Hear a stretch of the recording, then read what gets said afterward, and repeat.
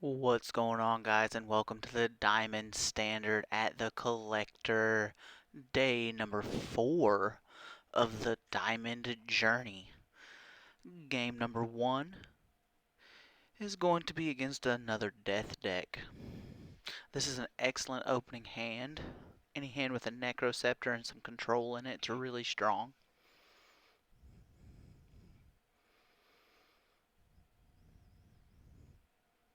Just trying to stay wide at this point.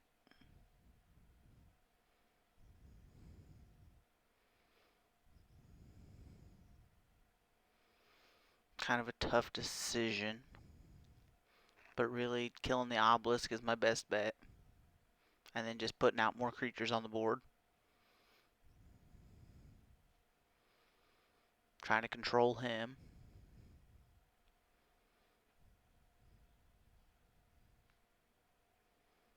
Voracious Fiend. It's like we're playing almost identical decks. It's kind of crazy.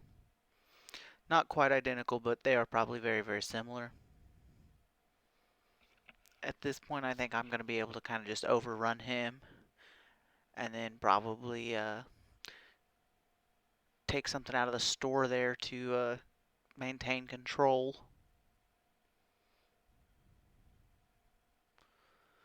Fallen Legion, really good card.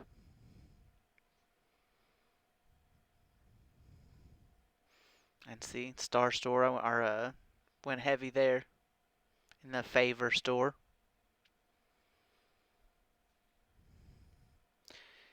He is a big creature, but I kind of know at this point it's going to be about putting down enough damage that when I Corpse Explosion, I can win.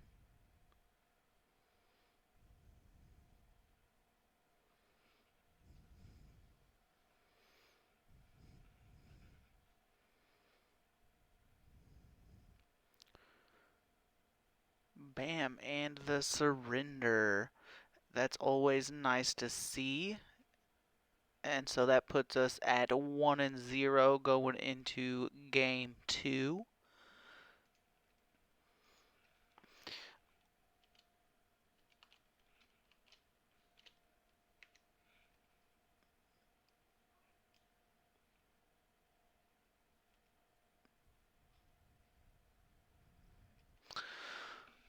Pretty awesome draw here, opening up with the Necroceptor. Of course, he pulls a Warden. Wardens are tough to deal with. Trying to put some damage down and keep get the Scepter out. Unfortunately, Icebreaker destroys my Relic. Really lucky and pull a second one. So, both my Relics in my deck.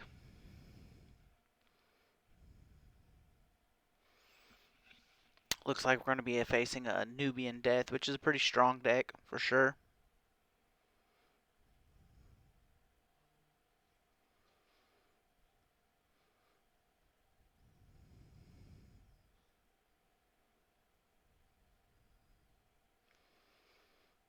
It's one of those situations where it's really tough to tell if I want to control them or if I want to continue putting damage down, because they have the ability to bring a bunch of stuff back from the grave, and then once they bring it back, it's tough to get around them.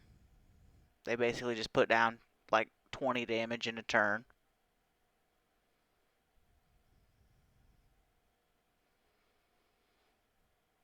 Getting them as wide as possible. Arch of Amenmos is going to give me the chance, yep, and there's bring 3 creatures back. But the Arch of Amenmos gives me a chance to heal a bunch and put down a ton of damage per turn. And then, of course, Corpse Explosion. Usually with the Arch out, you can fill the board up and do all 15 damage.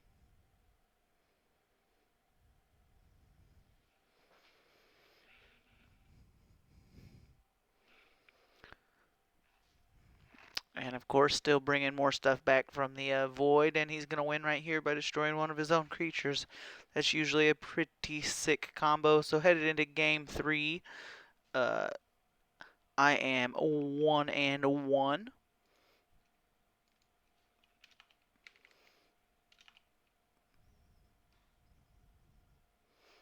Another death deck, very heavy in the death today. Got a pretty expensive opening hand, but a little bit of something to try to get some creatures out there, it's always good to have an obelisk. Of course, Curse of Greed is strong, so nice whenever we can afford to use a pip and get the rhino out a little bit early.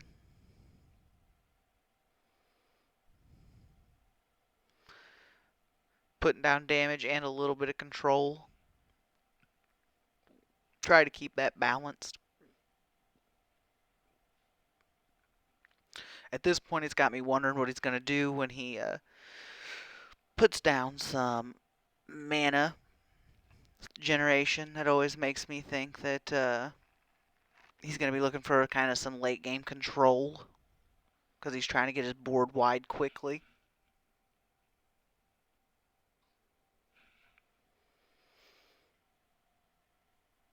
Yep. Of course, the white plane, always tough to play against. Blade of the white plane. At this point, I'm not really sure what I'm even going to do. Try to get creatures, try to get some heal. Got Corpse Explosion. It could lead to a win, but he's going to have a lot of control now that he's made it to 7. Yep, and then Apocalypse Now, extremely strong. Destroy all creatures again.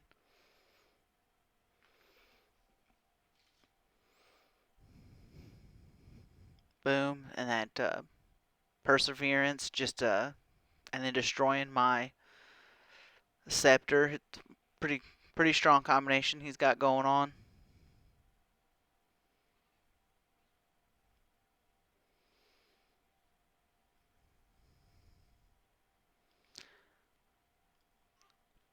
Boom, Oni. That's going to be super hard to come back from because he's super full. Destroyed it.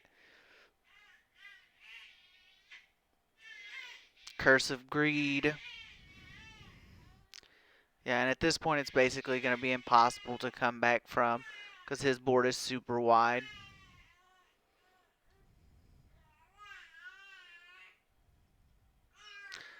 Demigorgon puts everything to sleep. Super strong combo. At this point, he's got enough damage on the board that he's going to take it. So I'm pretty sure I just hand it to him. Yep. And that's GG. Not much that can be done there. Headed into game number 4. 1 win, 2 losses. Opening up against a light deck. Of course, a light Olympian ally deck. Gonna be a little bit tough. And it looks like he is opening strong and I am opening weak. When the death deck gets controlled early, it's very difficult to recover.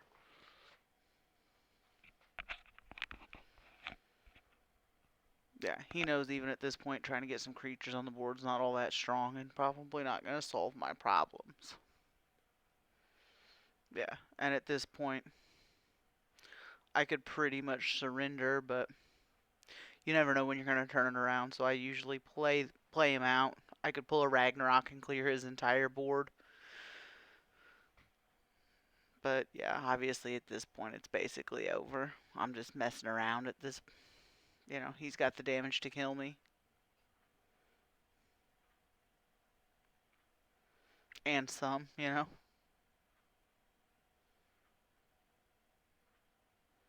Yeah, just taunting me, knowing I can't do anything anyway. So I do the old classic suicide. And that leaves us headed into game 5 at 1-3.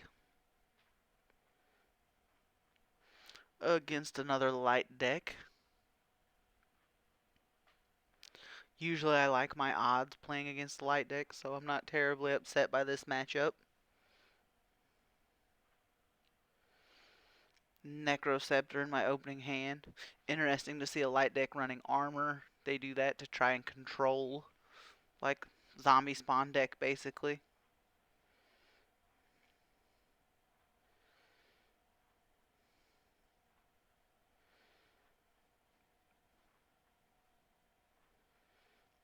it was tough to think about whether I wanted to Ragnarok at that point or not, but getting a little bit of control on him. And I have another one in my hand, which means he's going to think that he's safe to make his board wide.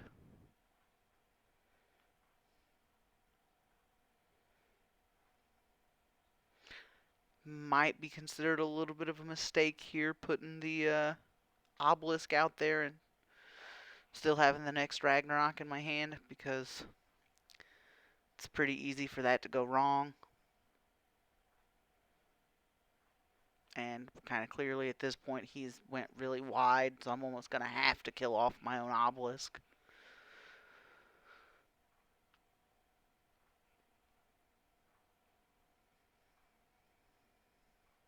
Lots of thinking. Really, in these games, it's kind of like these moments are where it comes down to winning the game or not. I decide to try to go wide instead of going to clear his board first. We'll see if it pays off or not.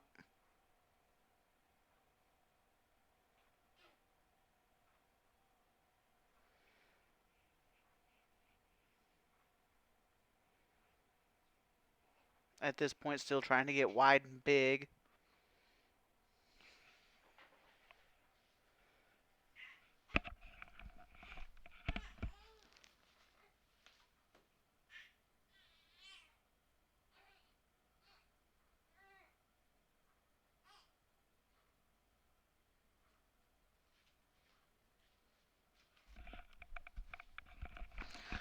The Ragnarok's going to help clear his side of the board, and I'm going to be set up to see some card draw and some creature spawn.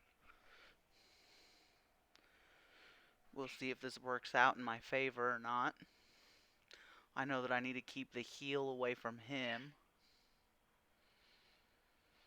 And I'm just trying to put down as much damage as possible because he doesn't have the heal. He took creature spawn.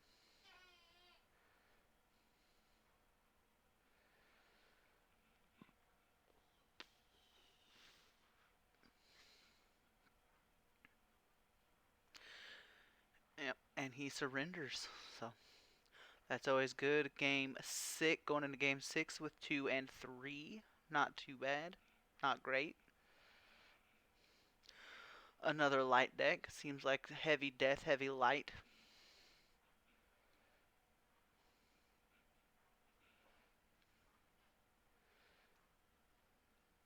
The opening with Protected and Ward and an Axewoman. Very strong.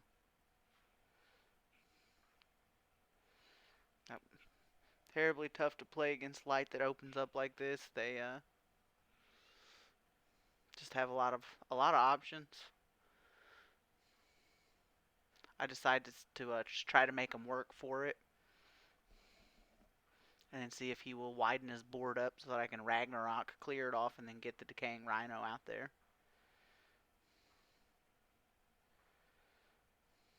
Going for the slow play here. Want to be able to open with the Rhino and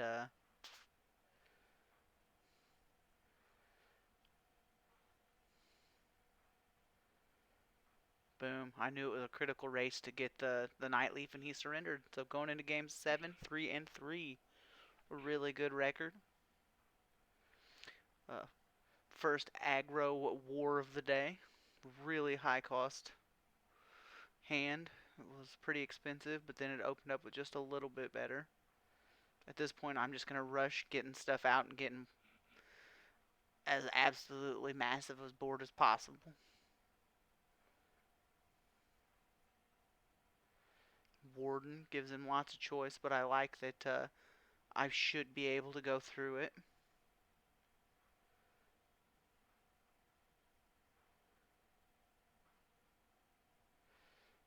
And then Nether Swarm Lord and a super wide board kind of makes his weapon not as effective as it could be.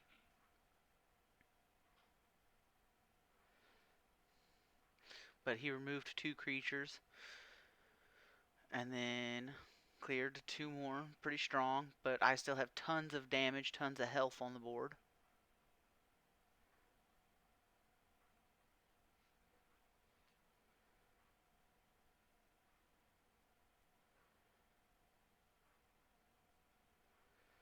And at this point, he pretty much knows there's little to nothing that he's going to be able to do to come back, and surrenders. So going into game number 8 at 4-3 against another aggro war deck. That's a good matchup for me generally, so we will see. Coming out extremely aggressive.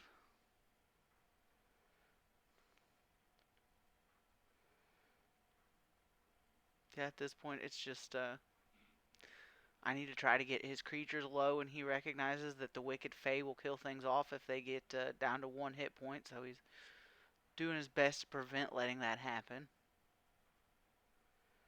Make a little bit of a mistake here, maybe. Probably should have just cleared his board with Ragnarok.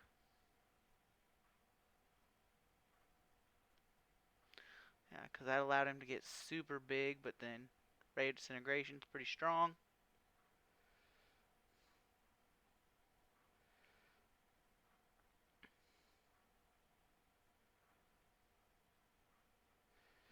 Probably no need to use the Curse of Greed after the Ragnarok, because then, yeah, Curse of Greed would have still came in handy in this situation. But I didn't need it.